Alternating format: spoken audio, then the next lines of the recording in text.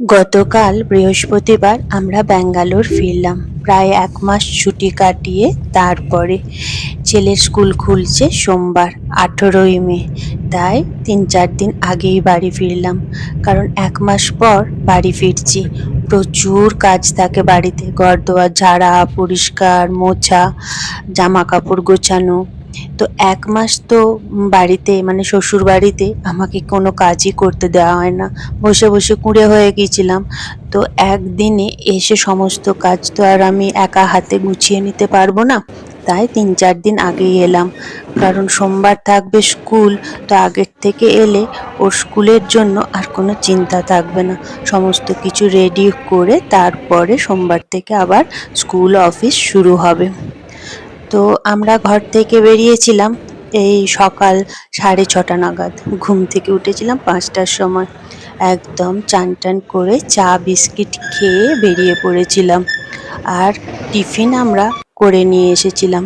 আমি আগের দিন রাতেই লুচি তরকারি করে রেখেছিলাম, আর একটু গাঙ্গুলি স্যান্ডউইচ কিনে এনেছিল, তো সেইগুলি সব প্যাক করে নিয়ে চলে এসেছিলাম।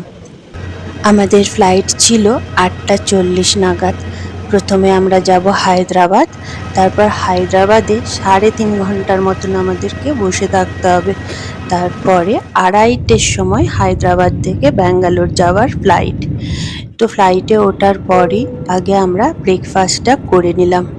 স্যান্ডউইচ বলেইছিলাম যে আগের দিন সন্ধ্যাবেলা কিনে এনেছে, আর এতে আছে বাকি টিফিন লুচি তরকারি, কারণ আমাদের সারা দিনটা আজকে রাস্তাতেই কেটে যাবে।